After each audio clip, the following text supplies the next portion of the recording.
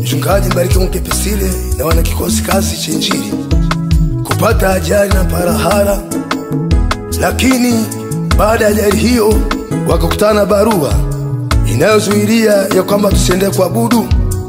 Lakini wiki kadhaa ikapita tena, baba yangu Mchungaji Mkepesile akafiwa na mtoto wake wokovu. Kwa hiyo kwa hatari yoyote au kwa hali yoyote, niko tayari kwenda kuabudu pasipo kuacha.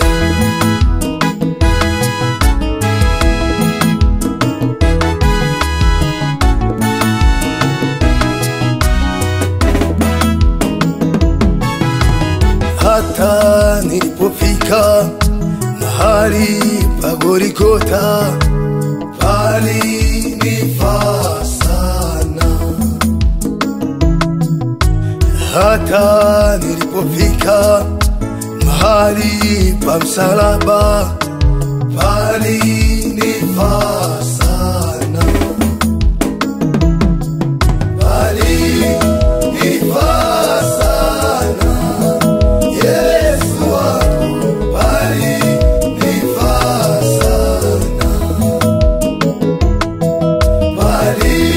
Palinifaa sana, wana wangu, palinifaa sana. Hata nilipofika mahali pa mateso yangu, palinifaa sana. Hata nilipofika mahali pa maumivu yangu, palinifaa sana. Palinifaa sana, Yesu wangu, palinifaa sana. Palinifaa sana, wana wangu, palinifaa sana.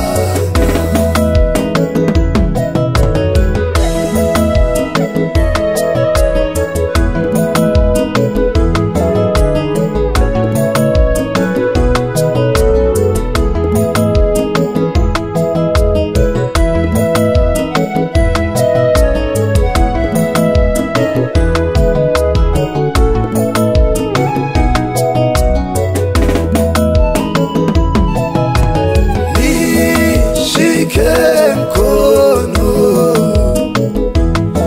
siku zote za maisha yangu. Nishike mkono siku zote za huzuni yangu.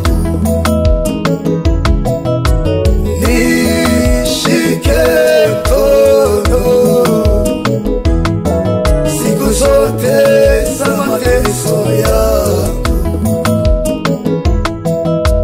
Nishike mkono, Bwana Yesu.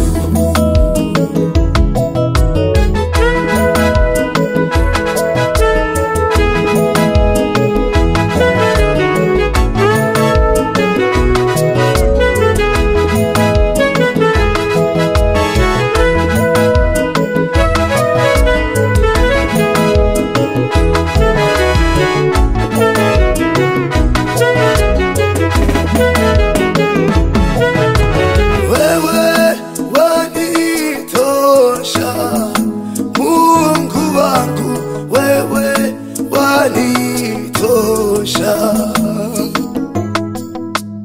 Wewe wanitosha, Yesu wangu, wewe wanitosha. Wewe wanitosha, Mungu wangu, wewe wanitosha. Wewe wanitosha,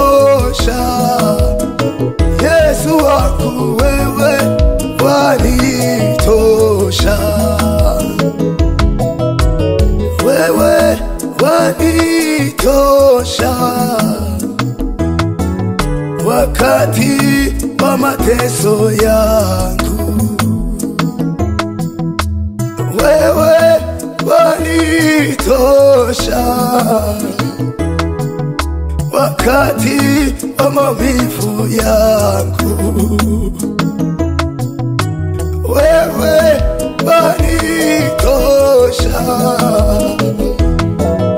wakati wa kifo changu. Nimeamua kumfuata Mungu kwa hatari yoyote ile, iwe ni mateso, iwe ni vifungo, iwe ni mapigo, iwe ni kufa.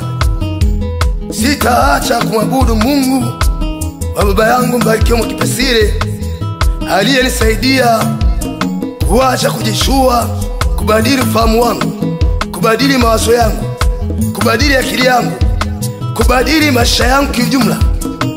Neno la Mungu nasema katika Filipi 1:21, kuishi ni Kristo na kufa ni faida. Amen.